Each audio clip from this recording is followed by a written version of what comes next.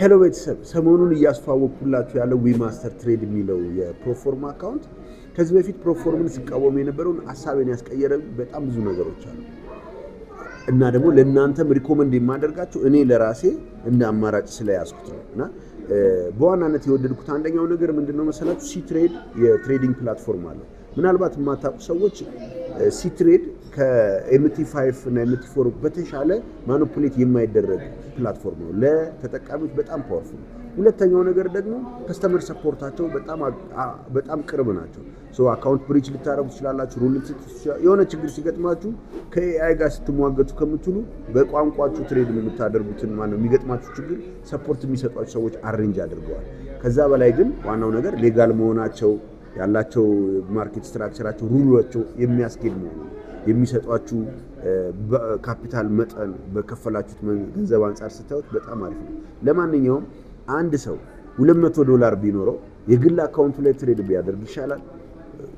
ቱ ስቴፕ አካውንት ቢገዛ ይሻላል ነው ወይስ ኢንስታንት አካውንት መግዛት ይሻላል? ለዛውም አሁን ባለው ሁኔታ $200 በጣም ባነሰ ዋጋ $25,000 አካውንት ዊማስተር ትሬድ ላይ መግዛት ትችላላችሁ። ዲስካውንቶች ምናምን ስላሉ $130 አካባቢ። ኤኒዌይ $200 እንደመነሻ አድርገን ሪል ላይ ስታደርጉ ምን ጥቅም አለው? ቱ ስቴፕ ላይ ስታገኙ ምን ጥቅምና ጉዳት አለው? እንደገና ኢንስታንት ላይ ስገዙስ ምን ጥቅም አለው የሚለውን ቦርድ ላይ በደንብ አሳያችኋለሁ። ይሄ ቪዲዮ ትንሽ ረዘም ይላል፣ እስከ መጨረሻው ተከታተሉት። ታንክ በዚህ ቪዲዮ የማሳያችሁ ነገር አንድ $200 ያለው ሰው በኢንስታንት አካውንት ወይም በቱ ስቴፕ ፈንድ አካውንት ወይም ሪል አካውንት ላይ ትሬድ ቢያደርግ የትኛው ነው የበለጠ ገንዘብ የሚሰጠው የሚለውን ነገርና በእያንዳንዱ ላይ ያለውን ጥቅምና ጉዳት፣ አድቫንቴጅ እና ዲስአድቫንቴጅ አሳያችኋለሁ ማለት ነው። ያው እንደነገርኳችሁ በጣም ብዙ ትሬደሮች ስሞል አካውንት ላይ ትሬድ ሲያደርጉ የስኪል ችግር የስትራቴጂ ችግር ሳይሆን ስሞል ስለሆነ አካውንታቸው የሚያገኙት ጥቂት ስለሚሆን ጋምብል ወደ ማድረግ ይገባሉ ወይም ኦቨር ሪስክ ወደ ማድረግ ይገባሉ እና ይህንን በተጨባጭ በቁጥርና በካልኩሌሽን እናያለን ማለት ነው። ላይቭ አካውንት ላይ $200 ያለው ሰው አለ።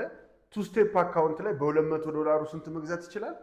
25K መግዛት ይችላል። ሞስት ኦፍ ብሮከርስ በ$200 የ25K ቱ ስቴፕ ይሰጧቸዋል።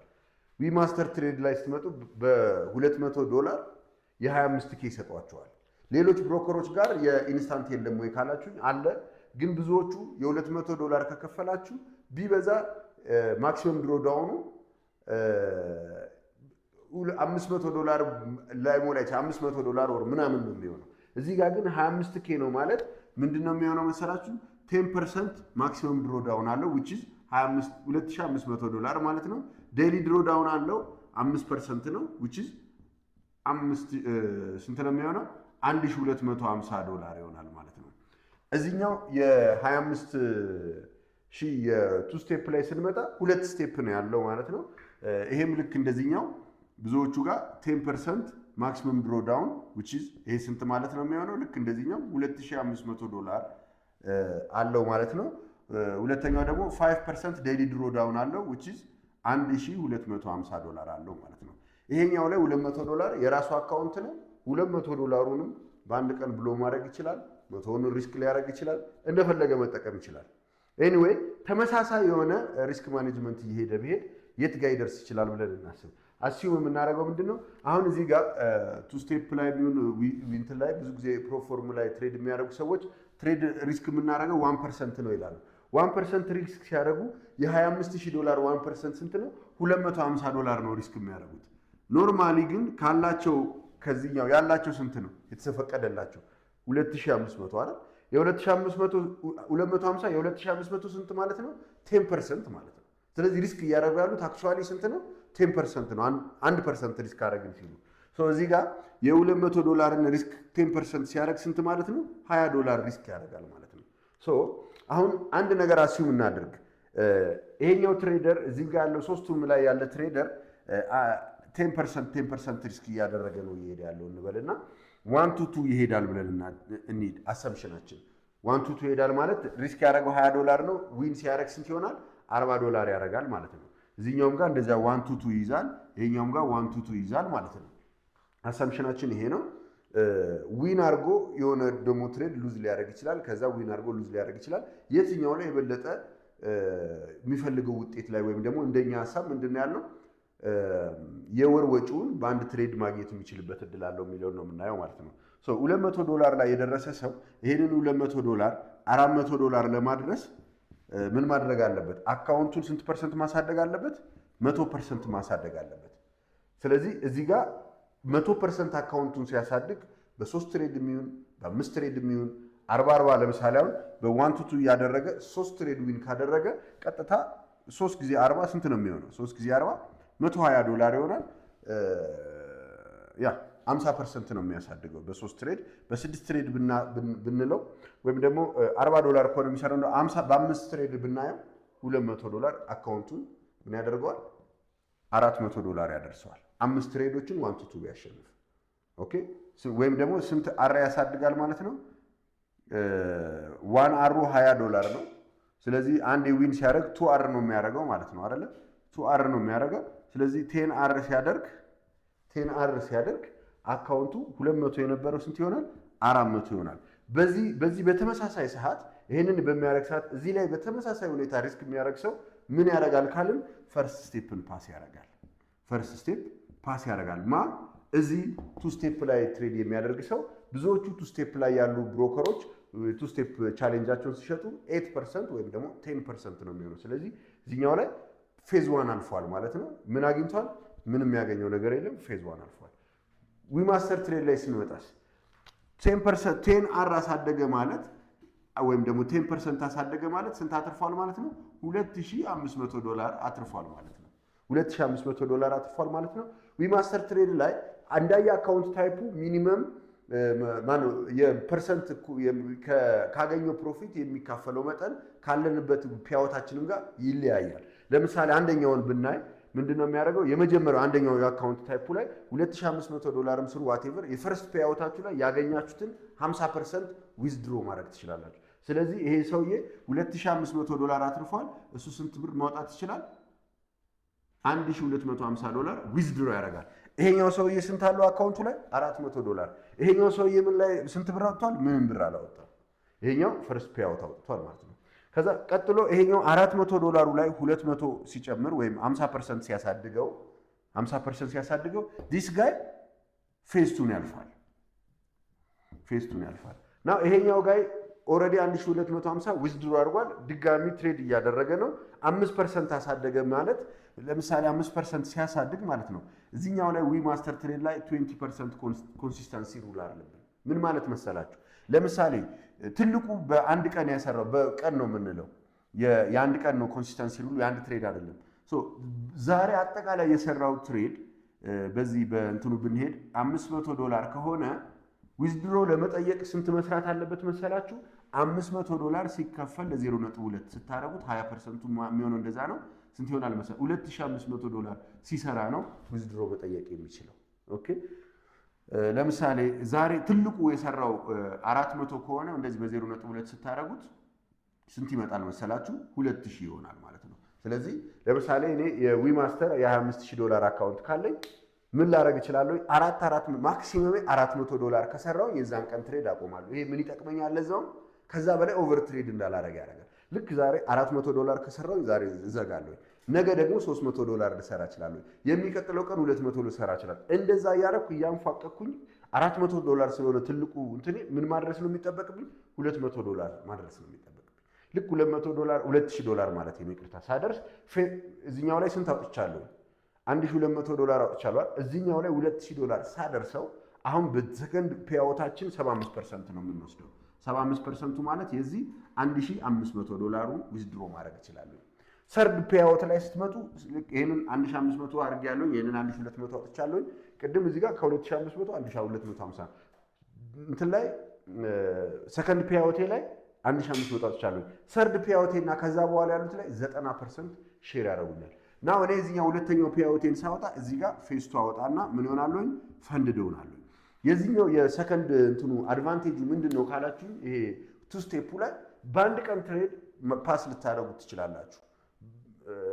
ሚኒመም ዴይ አንዳንድ እንትኖች ሚኒመም 3 ዴይስ ትሬዲንግ ዴይስ ይሰጣሉ። ግን 0.5% አር እንኳን ትሬድ ካረጋችሁ ኦኬ ዊዛት ብዙ እንትን ማድረግ ኮንሲስተንሲ ሩል ላይኖራቸው ይችላል። አንዳንዶች ኢቭን ኮንሲስተንሲ ሩል ያላቸው አሉ። ልክ እንደዚህኛው ኮንሲስተንሲ ሩል ያላቸው አሉ። ግን እዚህኛው ላይ ምን አድቫንቴጅ አለን?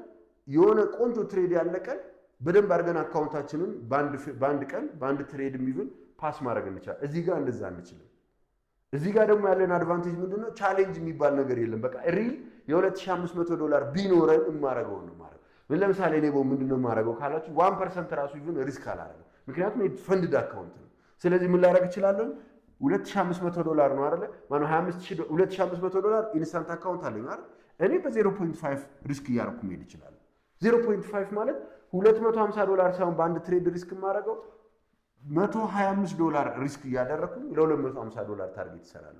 ከዛ 250 እያደረኩኝ $1000 ስደርስ ዊዝድሮ መጠየቅ እችላለሁ። ዩ ሲ በጣም ብዙ ብር ለማውጣት ወይም ደግሞ እዚህኛው ላይ ምን ያደርገናል? በጣም ብዙ ብር ለማግኘት እዚህኛው ላይ እና እዚህኛው ላይ ብዙ ብር ለማግኘት ወይም ደግሞ ባንዴ ቻሌንጅን ብዙ ስለሆነ ስቴፖቹ ስቴፕ 1 ስቴፕ 2 ምናምን ስላለው ሃይ ሪስክ የማድረግ ጋምብል የማድረግ እድላችሁ እዚህ ጋር ከፍተኛ ነው። እዚህ ጋር ግን ኦልሬዲ ፈንድድ ስለሆናችሁ 0.5% ሪስክ እያደረጋችሁ which is ቅድም እንዳልኳችሁ $25000 ከሆነ ስንት ሪስክ እያደረጋችሁ ማለት ነው? $125። $10000 አካውንት ከሆነ $50 ሪስክ እያደረጋችሁ $100 ታርጌት ማድረግ ትችላላችሁ። 10K ያለው ለምሳሌ ሰው 10K ፈንድድ አካውንቱን ለምሳሌ በስንት ሊገዛው ይችላል? በ30 ምናምን ዶላር መግዛት ይችላል። 30 ምናምን ዶላር ነው 10K አካውንቱ። ከዛ ምንድነው የሚያደርገው? $50 ሪስክ ያደርጋል በአንድ ትሬድ። ታርጌት ሲያደርግ $100 ያርገኛል። ያው እንደምታውቁት ትሬዲንግ ላይ ሁልጊዜ ዋን ቱ አንሄድም። $80 የሚይዝ ቀን አለ፣ ምናምን የሚይዝ ቀን አለ። ለምሳሌ አንድ ቀን ማክሲመም እንትኑን 100 እያደረገ ይዘጋል ብለን እናስብና 8 ቀን ማነው 5 ቀን ጥሩ ዊኒንግ ዴት ከሆነ ያለው የትልቁ ግን $100 ከሆነ ካፒታሉ እስከ ስንት እስኪደርስ ነው የሚጠብቀው? $100 ሲካፈል 20% ኮንሲስተንሲ ሩል ማለት 0.2 ነው የምታካፍሉት። ስንት ማለት ነው? $500 ላይ ሲደርስ ዊዝድሮ መጠየቅ ይችላል። በስንት ነው አካውንቱን የገዛው? በ30 ምናምን ዶላር ሊሆን ይችላል። $500 ደረሰ አይደል? ፈርስት ፔአውቱ ላይ $250 ያወጣል ማለት ነው። ቀጥሎ ቀጣይ ፔአውቱ ላይ ተመሳሳይ እንደዚህ ፕሮሰስ ሄዶ $500 ላይ ሲደርስ 75%ን ማውጣት ይችላል የትርፉን። ሶስተኛ ፔአውቱ ላይ 90%ን ማውጣት ይችላል። 90% ማለት $500 ፕሮፊት ከሰራ ስንት ማለት ነው? $450 ዊዝድሮ መጠየቅ ይችላል ማለት ነው። እና ከፍተኛ የሆነ ጥቅም ይኖረዋል ማለት ነው። ስለዚህ ይሄ ነው የየራሳቸው አድቫንቴጅ አለ። እኔ ለምሳሌ አንድ ሰው ቆንጆ ካፒታል ካለው የምመርጠው ይሄንን ነው። ለምን ካላችሁ ኮንሲስተንሲ ሁሉ የለበትም። እንደገና ጋምብል አድርጎ የሚያምጣው ብሩ ምንም ያድርገው እቺን አካውንት $200 አካውንቱን $10000 ማድረስ ይችላል። ዊዝድሮ ሲጠይቅ ማንንም ፈቃድ አይጠይቅም። እነዚህ ሁለቱ ላይ ግን ምን ነገር አለ? አካውንታችሁን የሆነ ፖይንት ላይ አድርሳችሁት ዊዝድሮ ስትጠይቁ ሪስክ ዲፓርትመንት ሪስክ ማኔጅመንት ዲፓርትመንት ጋር ይገባና ይሄ ሰው እየከፈለው አይከፈለው በሰዎች ጥያቄ ጉዳያችሁ በሰዎች እጅ ነው የሚገባው። ኦኬ የሆነ ቀን ከኒውስ 2 ደቂቃ በፊት የሚለውን የሆነ ያጠፋችሁት ካለ የሆነ ያረጋችሁት ስህተት ካለ አካውንታችሁን ብሪጅ ካረጋችሁ የሰራችሁበትን ሉዝ ታረጋላችሁ። ሁለቱም እዚህ ጋር ያሉት ሁለቱም ጋር ስትመጡ ደግሞ ምን አይነት ችግር አለ? ፕሮፎርሞች ሲሆኑ ቢቡክ ናቸው የሚሆኑት ብዙዎቹ። ከዚህ በፊት ስለ ፕሮፎርም አንድ የሰራሁት ቪዲዮ ላይ ማየት እንደምትችሉት ፕሮፎርሞች በጣም አሪፍ ትሬደር ከሆናችሁ ወደ ኤቡክ አምጥተዋችሁ ኮፒ ሊያደርጉት ይችላሉ ትሬዳችሁ። ሪል የሆኑ ፕሮፎርሞች እንደ ኤፍቲኤምኦ ምናምን። ግን እንደ ኤፍቲኤምኦ አይነቶች መጀመሪያ ላይ የሚያጫውቷችሁ ዲሞ ላይ ሲሙሌሽን ላይ አይደለም። ፕሮፎርሞች ብሮከሮች እንኳን በሪል ብራችሁ ቢቡክ ላይ ነው ብዙ ጊዜ የሚያጫውቷችሁ። ሪል ትሬደር ፕሮፊታብል ኮንሲስተንትሊ የምታመጡ ከሆነ ከማርኬቱ ጋር የሚያገናኛችሁ ያኔ ነው በራሳችሁ ብር እንኳን። እነዚህ ደግሞ ለእናንተ ብለው $25000 ሪስክ አያደርጉ።